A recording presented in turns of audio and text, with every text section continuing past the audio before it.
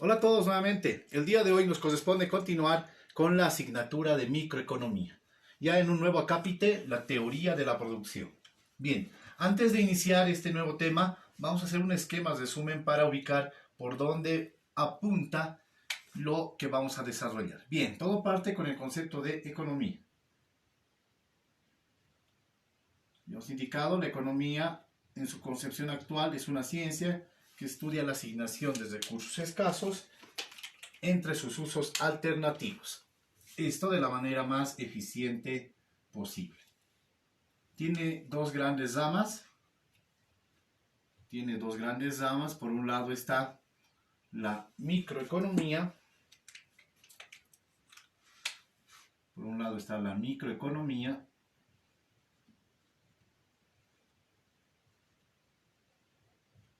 Y por otra parte está la macroeconomía.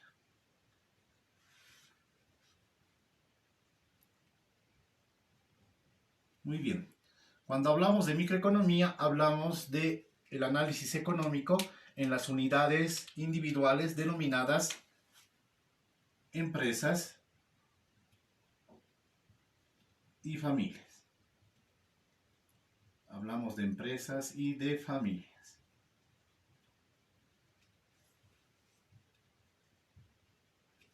Perfecto. Esto se sintetiza con el análisis en el mercado.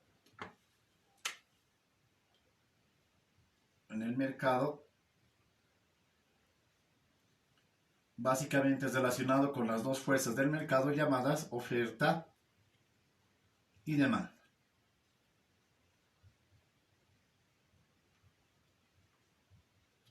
En la oferta está vinculada básicamente la producción y en la demanda lo que es el consumo. Productores, consumidores.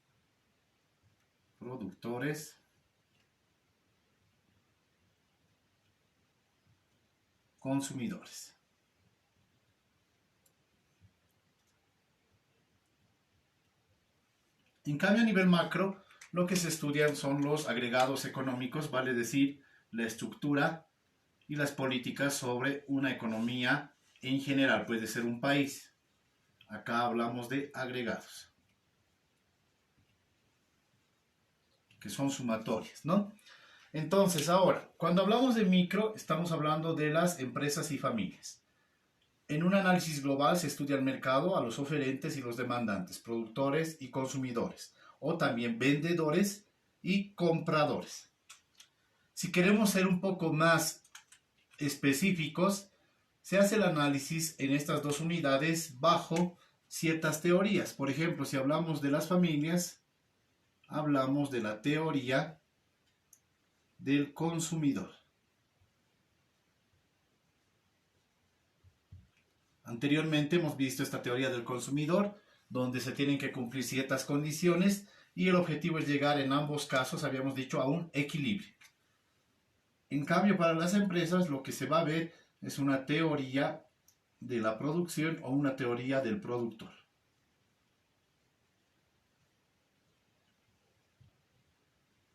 En ambos casos lo que se quiere es encontrar el equilibrio. Primero el equilibrio dentro de la misma empresa, el equilibrio dentro de la misma familia o consumidores, y después se fusiona esto en un análisis general llamado mercado a través de la oferta y la demanda. Productores, consumidores. Bien, en la macroeconomía en cambio se estudian los agregados económicos. Esto se lo hace desde una perspectiva ya sea a nivel de economía cerrada o a nivel de economía abierta. Generalmente se buscan algunos indicadores muy generales, los conocidos, por ejemplo, Producto Interno Bruto, tasa de inflación, tasa de desempleo, balanza comercial y tipo de cambio. Bien, y acá se analiza lo que es la teoría de crecimiento y desarrollo, pero nos concentramos en esto. Entonces, ya habíamos visto anteriormente el caso de las familias en la teoría del consumidor. Nos corresponde ver ahora la teoría de la producción, el análisis de las empresas. Bien, entonces cuando hablamos de teoría de la producción, lo que tenemos que tener en claro es lo siguiente. Toda empresa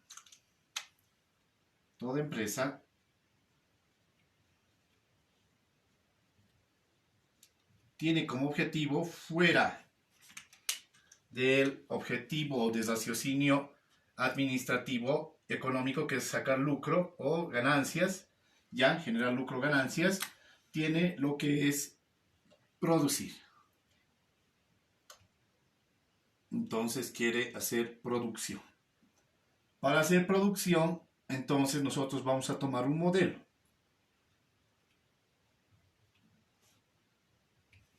Denominando lo siguiente. El nivel de producción Y va a depender, la producción de una empresa va a depender o va a estar en función de muchas variables. Puede ser, por ejemplo,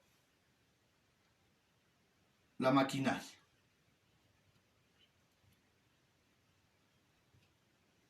Puede ser la mano de obra. Pueden ser los recursos naturales que se tengan a disposición, acorde a cada actividad. Y puede generarse una serie de variables más para que se pueda hacer cierta producción, ya sea de un bien específico y o servicio. Como no podemos analizar todo de golpe, vamos a asumir una simplificación, a eso le denominamos modelo. Entonces vamos a decir que el nivel de producción Y está en función de K y de L. No es cesado este análisis, puede hacerse también para otros componentes de la función, pero por conveniencia y análisis vamos a tomar esas dos. Entonces, ¿qué va a ser Y? Y es el nivel de producción o la cantidad de producto. Es el nivel de producción. ¿Cuánto voy a producir en función a dos insumos solamente? Habíamos indicado que cuando simplificamos la cantidad de variables, a eso le llamamos o lo denominamos a través de la proposición lógica del ceteris paribus. Todo lo demás se mantiene constante por un instante en el tiempo. ¿Qué va a ser K? Va a ser el capital con el cual se puede adquirir, por ejemplo, maquinaria y equipo.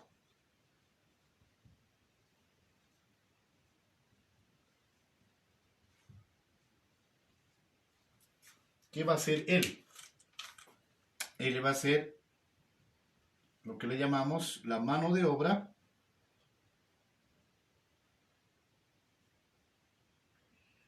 o también algunos le denominan, a esto le denominan fuerza de trabajo.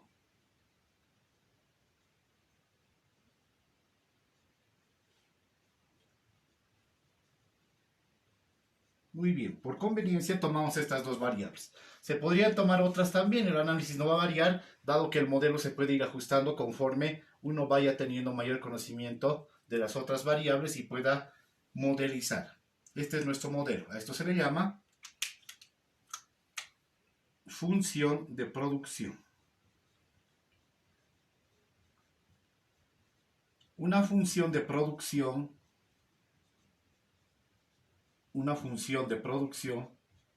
¿ya? Es una relación entre el nivel de producción dependiente de algunos insumos, en este caso como ser capital y mano de obra o fuerza de trabajo. Función de producción. Hay dos tipos de función de producción. Hay dos tipos de función de producción.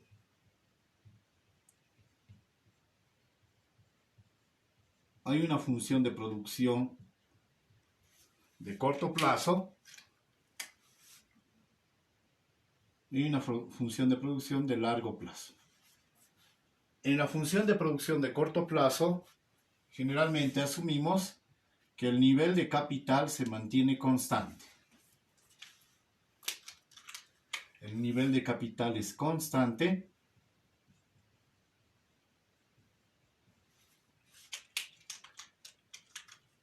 Y la variable mano de obra es la única variable.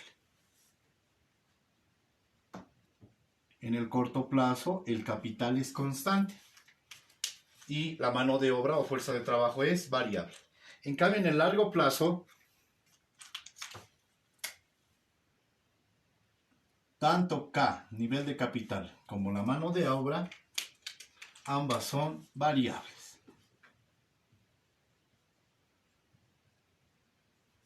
Perfecto. Muy bien, entonces nosotros tomamos nuestra función de producción asumiendo de momento que K va a ser constante. Solamente vamos a analizar en el corto plazo. Por lo cual, si quiero manifestar esto matemática y gráficamente, voy a tener lo siguiente.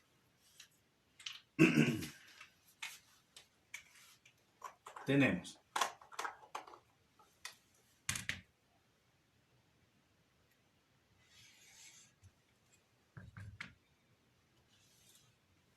por ahí. Y es el cuadrante tradicional, donde vamos a tener en el eje horizontal o de las abscisas al insumo, vale decir, a la mano de obra o fuerza de trabajo. En el eje vertical vamos a tener el nivel de producción, ¿sí? O cantidad de producto. Bien, entonces, ¿qué tipo de comportamiento tiene la función de producción? Matemáticamente tiene un comportamiento logarítmico, vale decir que esta va en ascenso, llega a un punto máximo y después empieza a decrecer. Esa es la función de producción. No se olviden, como nota, la función de producción matemáticamente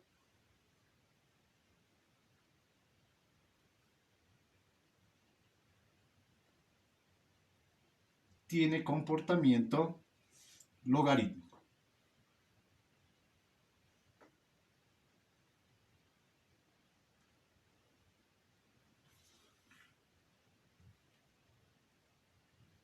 ¿Qué quiere decir esto? Asumiendo constante el capital, la única variable es la mano de obra o fuerza de trabajo. Quiere decir que a mayor cantidad de mano de obra hay un mayor nivel de producción, pero esto solamente hasta un punto máximo.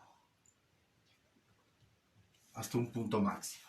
En ese punto máximo va a haber una adecuada combinación de factores o insumos.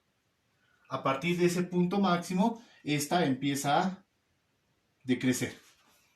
¿Sí? Ese es el comportamiento logarítmico. Llega hasta un punto máximo y empieza a decrecer. Si hablamos de mano de obra, si yo quiero aumentar el nivel de producción, tengo que contratar más personas. Pero va a llegar hasta un punto máximo en el cual ya no pueda contratar más, tal vez sea por el espacio o la capacidad instalada de la empresa, por lo cual si contrato más esto va a empezar a decrecer. Se van a perjudicar los trabajadores entre sí por el espacio, podría ser una interpretación o por alguna otra circunstancia. Entonces, la función de producción tiene comportamiento logarítmico. Asciende, llega a un punto máximo y empieza a decrecer. Muy bien. Ahora, ante esta situación aparece un segundo concepto que también lo vamos a graficar y analizar.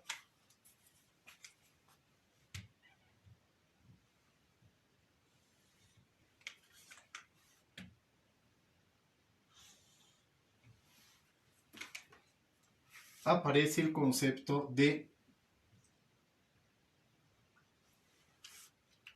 productividad marginal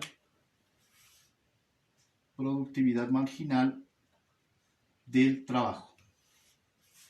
¿Sí? ¿Qué va a ser la productividad marginal?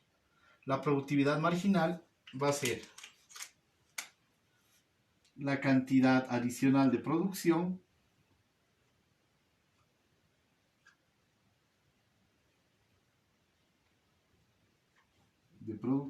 o de productos, si quieren también así, ¿ya? La cantidad adicional de producción por la adición de una unidad de mano de obra.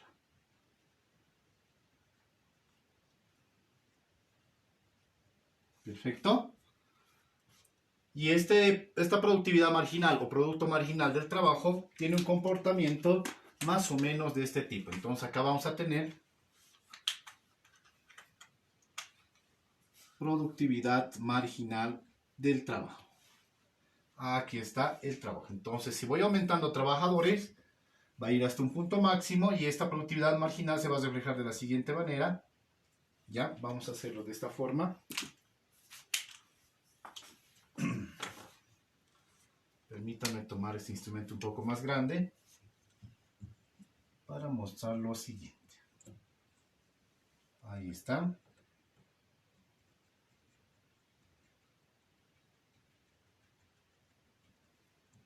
Va a haber un punto en el cual, si adicionamos una unidad más de mano de obra, esta ya va a ser inclusive negativa, vale decir, va a traer un descontento en la producción.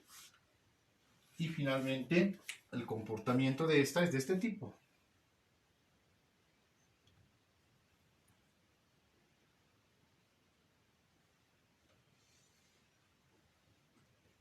Ahí está. Entonces tenemos la curva de producción. Esto es la curva de producción.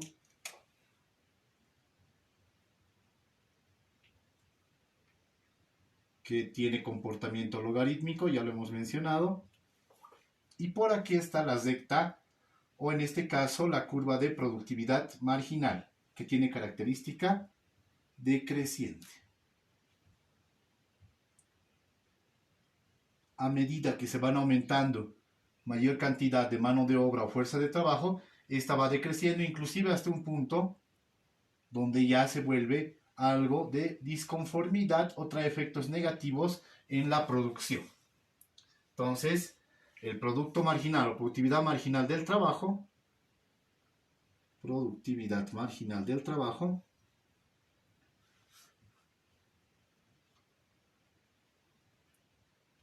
tiene como característica que es decreciente del trabajo o mano de obra o fuerza de trabajo. ¿Sí? ¿Cómo se va a calcular esta productividad marginal del trabajo? La productividad marginal del trabajo, la que dice que es la cantidad adicional de producción por la adición de una unidad de mano de obra. Cada vez que va avanzando una unidad de mano de obra, esta va decreciendo hasta un punto donde hay insatisfacción. La producción empieza a disminuir por distintas circunstancias. El producto, la productividad marginal del trabajo es la variación del producto total Y o nivel de producción dividido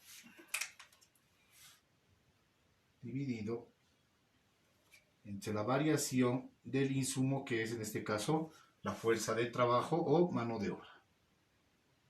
¿Sí? ¿Qué comportamiento va a tener? Decreciente, por lo tanto esta variación evidentemente va a ser negativa, va a tener una pendiente negativa. Aquí va a haber una pendiente negativa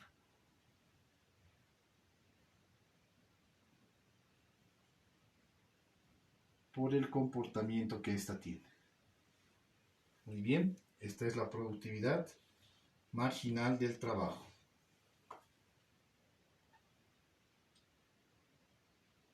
Ahí está. Entonces, esta tiene comportamiento logarítmico, asciende hasta llegar a un máximo, empieza a descender, en cambio esta siempre es decreciente. Ya sea en recta, algunos de forma un poco más sofisticada en función al tipo de la estructura funcional, que puede ser logarítmica como hemos dicho, también podría ser una especie de curva más o menos de este tipo. También podría ser, no hay ningún problema. Puede ser la recta o puede ser esta curva acorde a la función de producción. Eso ya se ve en forma matemática pura cuando se hacen aplicaciones. Lo mismo se podría hacer para el producto o productividad marginal del capital. ¿Sí? Pero hemos asumido por el ceteris paribus acá, ¿ya? Y además en el corto plazo que el capital es constante. Si quisiésemos hacer con el capital acá en el largo plazo, la estructura va a ser la misma. Sería la cantidad adicional de producción por la adición de una unidad de capital. Y su fórmula, si quieren, sería esta, ¿no? La productividad marginal del capital es igual a la variación del nivel de producción respecto a la variación en el factor o insumo capital. Esa podemos tenerla como una segunda relación.